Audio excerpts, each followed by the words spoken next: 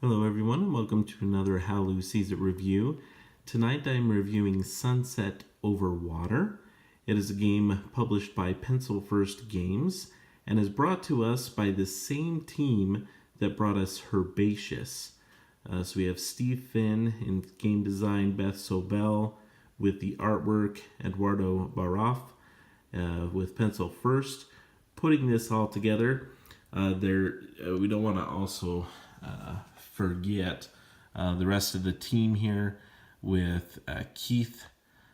He did the solo variant in this, which is superb, and the graphic design by Benjamin Schulman and the meeple artist Helen Zhu.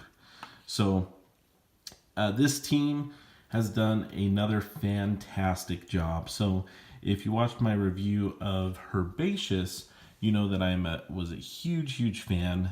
The game is just beautiful and just had a nice relaxing feel to it. And the artwork was great. The production value, everything was just very top-notch quality. And it is easy to learn how to play, easy to play, fun strategy to it as well. And so when I heard about Sunset Over Water, I was very excited to get my hands on it and be able to play and review that for you tonight. So I've kind of set the mood a little bit as well. I got a nice Easter lily from the recent holiday. And this game, along with Herbaceous, are just two games now that I just really love, and they both just create an atmosphere with the artwork and then follow it up with excellent gameplay mechanics and strategy that I adore these games. So Sunset Over Water, I was provided a copy for this review, and there are a few things in here that I'm not exactly sure if they're just Kickstarter. Two things that were included for this review, which I believe were Kickstarter for Kickstarter backers, may be available or may be coming with all the games. I'm not 100% sure. Is this fantastic little postcard featuring Beth Sobel's beautiful artwork. I'm going to go ahead and take this to work and put it on my cabinet. I'm sure everyone will ask, where it's from, and I will tell them of these amazing games. So there's also a little mini expansion that may become available, Nature's Muse, and it kind of adds it's a hidden goal for each of the people, and whoever gets the most matches the most symbols on their commission cards that are on their card will get 3 extra bonus points. That may not sound like much, but I mean, that's all there is to that. But it is a nice little mini expansion. So they did include this flyer as well. I'm really excited about this. Coming to Kickstarter in May, Herbaceous Sprouts. It is going to be a dice game for Herbaceous, including the same team. And I am just so stoked. Like, I know I'm really into these strategy games. And but you know what, when it comes down to it, when me and my wife want to play a game, a lot of times we come to these games, similar games to Herbaceous and Sunset Over Water, that don't take a whole lot of time to set up. The gameplay is fairly straightforward, and yet there's a good strategy to it, but with the beautiful artwork behind it, it is just really fun to play. And it just, I don't know, there's just a good feeling when you play these games. So looking forward to Herbaceous Sprouts as well. So Sunset Over Water, the box, you saw the box there again featuring the beautiful artwork there. It's got a lovely kind of a linen finish on that. The insert, again, they did a great job with.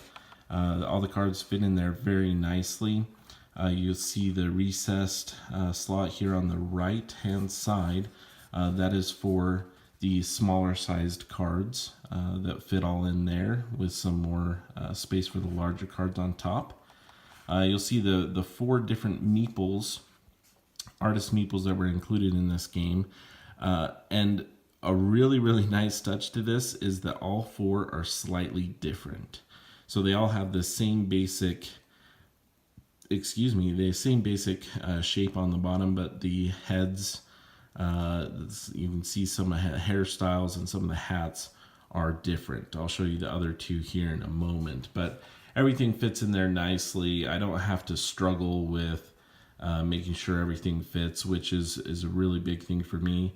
You'll also see that the insert falls below the top of the box right there, and that allows for the rule booklet to fit on top, and the lid goes on very nicely. So I'm just very impressed with that. The card quality in this game is really good. It, as you can see there, kind of has that linen finish, as well. It has all the cards have this similar design on the back, or at least the large ones. You'll see the smaller cards have a somewhat different design to them, represented in the different colors that match the different meeples. And I mean, really, look at this. I love landscapes. I love waterfalls in general. It's one of my favorite things to hike to and to go see. And this game is just full of beautiful, beautiful landscapes. And initially, I thought I saw something that there's 60 landscape cards, and I believe it was set to be basically 20 unique landscapes, and 3 each of those. And that seems to be the case for the most part, but and this is where I'm not exactly sure, but I was actually able to find 30 different landscapes, I believe. And so I don't know if that's a Kickstarter thing, and that will be, that was met, a stretch goal, and is in everything, or if that's just this particular copy. But there are 30 unique ones, but there are, again, some that repeat a few times. But still, so much variety. And I really love the aspect of this game where the landscapes that are used match the symbols on the card. So you can see here, this has a coast, a sunset, and a waterfall. So we have the coast, the sunset, and the waterfall. This has a mountain. We have flowers with the sunset. This one has the coast with flowers. This one, the coast, flowers, and a waterfall. This one we have mountains, flowers, and a waterfall. You can see that everything just matches really nicely. So we have just flowers in this one here, just a waterfall, just a sunset, and on and on. So I'm in love with it. I'm in love with the artwork, and the fact that the artwork matches the symbology that's used to play the game is just amazing to me. I love it. So you have 60 of these beautiful landscape cards. The back look like that. We have a rule booklet, very, very well done. And it has pictures, illustrations, very easy to understand instructions. And then, of course, as I mentioned before, it does have a solo play, or a solo variant with rules and components to play that as well. So we have, for the solo variant, some special goal cards that you're working towards, some ranger stations, which you will place all 4 of these out in these sections here. That changes the gameplay a little bit, as well as a little solo journal, which helps with the solo gameplay there. I'm not going to get too much into the gameplay mechanics of this game. We'll talk about it a little bit, but I'm sure there's going to be some how-to videos. I want this review to be more of a review of the game. So the game also has these play summary cards, which I really appreciate as well. even though the game is very straightforward, it is very useful when you explain a game to then hand these out. People can look at it as people are doing other turns, and reminds people of the final scoring and everything. So I really appreciate the daily summary or the reference cards here. And just to give you a quick overview of the gameplay, it's going to be pretty straightforward. Everyone has these cards right here, and I can't remember off the top of my head. I'm going to have to open up the rule book here. There are 8 per player, and basically on your turn you're going to have a planning phase where everyone's going to draw 3 cards from this deck, and now this is going to be secret to the other players, but I'm going to choose one of these, and then the other 2 are going to go face down underneath at the bottom of my deck, and the other one I'm going to place face down in front of me, and when everyone's ready, we're going to flip it over. So, if my opponent had chosen theirs, we can compare them side by side. So after everyone has chosen one, they're going to go ahead and go through the different aspects of this card. So the first thing is determining player start order for that round, and it's the wake up time. And one thing that was really cool is when I was actually explaining this and playing this for the first time with 4 people, I hadn't realized, I guess, in my solo play and my 2-player play, that these wake-up times are actually different for each player, and they're going to vary in the different times. So everyone has a 5 o'clock, but it's not 5 o'clock exactly for everyone. There's going to be a 5 o'clock, 5:15, 5:30, and a 5:45. And I noticed that when someone asked, well, what happens if you have a tie? And I was looking and I was like, I don't know that the instructions say anything about that. And then looking into it, I was like, oh, well, that's because they designed it so that there is not going to be a tie. And I thought that was just really brilliant with the time aspect of that. So the other elements of the card you'll notice is, so the wake up time determines who's going to move first, second, third, etc. The second one is how many spaces you can move, and how you can move for that round. So let me get a different card so that we have a little bit of variety. Okay, so you'll see here, I can move 2 spaces with this one, any direction. This person can move 3 spaces, and they can move basically any direction, but cannot move up and down, so it limits them there. And since they have a later wake-up time, they actually get to paint 2 more paintings. So usually they kind of balance each other like that. The earlier start times, are you're going to go first, and they're usually pretty, you're allowed to move basically in any direction, not quite as restrictive. But you only also get to paint just like 1 painting usually. Whereas the later ones, you're going to go later in the round, but you're more likely to paint more paintings. So there's a lot of strategy to that, and I really like that mechanic, and it's a lot of strategy to it, but there's also some luck because you're going to draw 3 different cards each round, so you're not exactly sure what the other players are going to do and exactly what cards you're going to get. But you can place the 2 cards you don't choose in any order on the bottom of this. And you're going to do that 6 times. You're going to play 6 rounds of this. Okay? So as far as this wake up, and you're going to hike, paint, sell any landscapes for commissions that you can, and possibly claim this daily goal up here in the corner.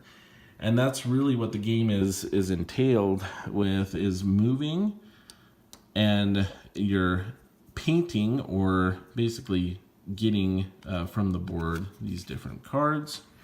And the movement and the painting is, I think, another great mechanic and well designed, as far as, so if I can move 2 spaces and paint 1, I can move up here. You can't change direction, so you have to choose one direction. You don't have to move the full number of spaces, but once you've moved, if I can paint 1, The restriction here is you cannot ever take a painting that another artist is on, and so I wouldn't be able to take or claim this one. But any card that you move through or land on or start on, you would usually be able to take, unless someone, of course, is on it.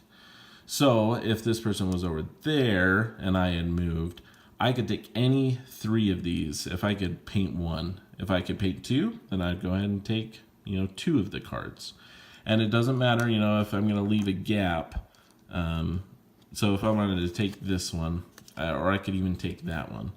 I'm going to go ahead and take this flower, because I notice up here in the commissions, if I have one painting that just has a flower, I can turn that in for the 4-point commission right there. Okay, so I'm going to go ahead and take that. It goes in my little pile of landscape paintings, and it's going to be the next player's turn. Now, as far as movement goes, you cannot move into or through an empty space. So that's, again, a benefit of going first.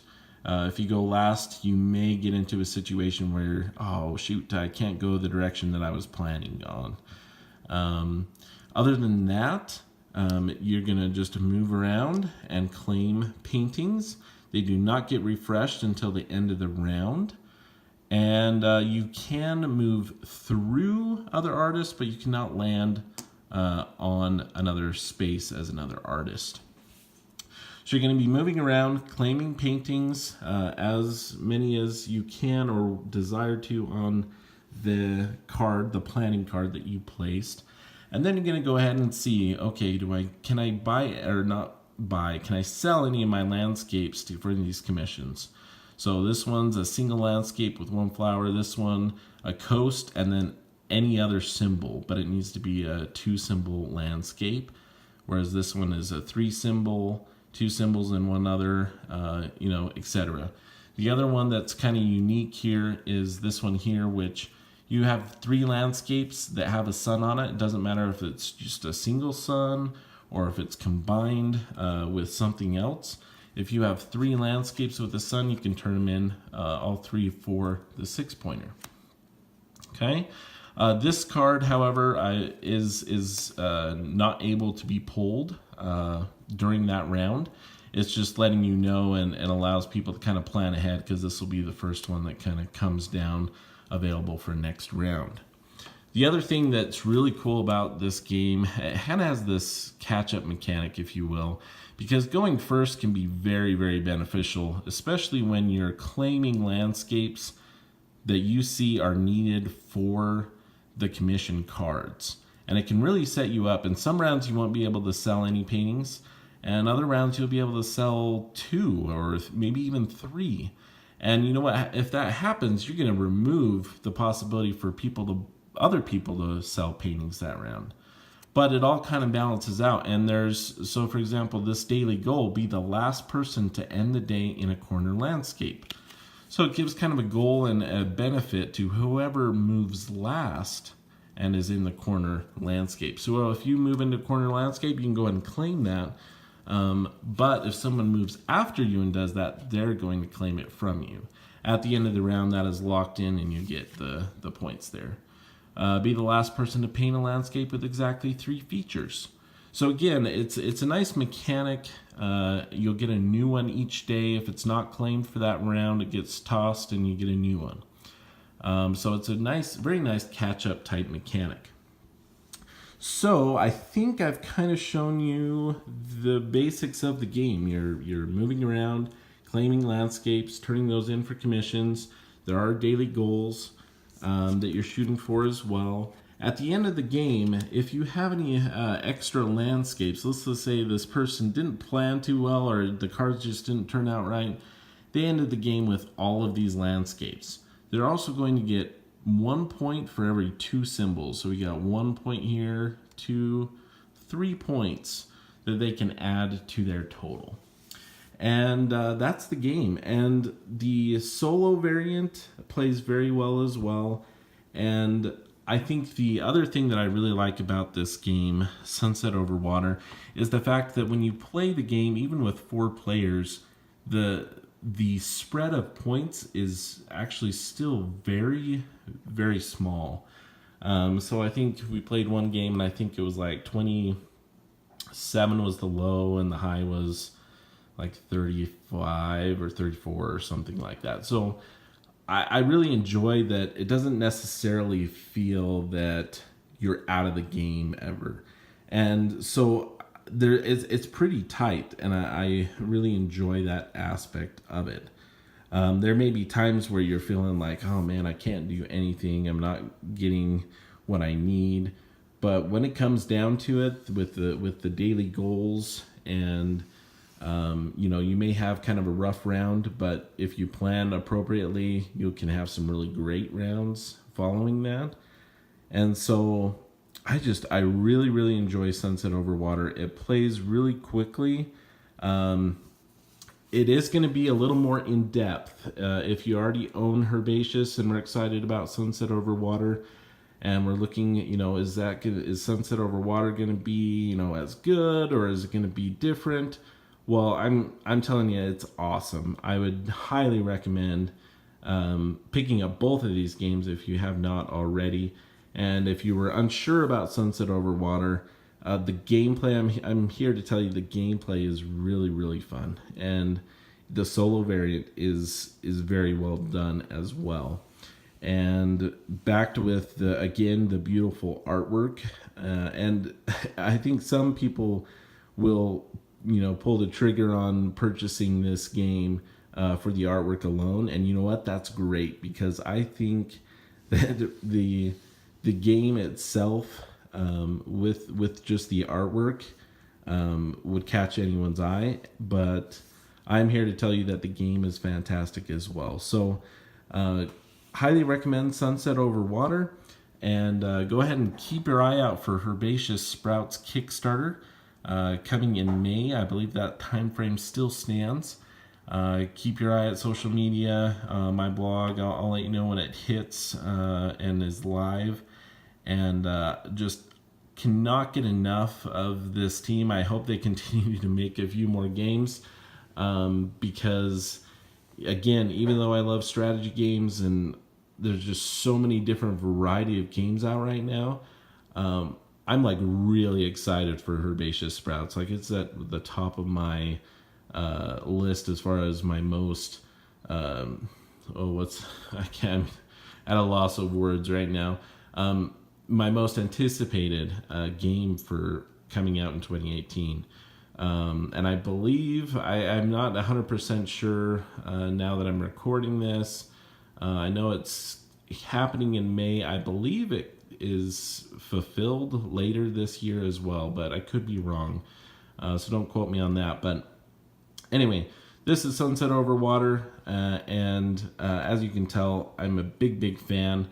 And so go ahead and check it out for yourself.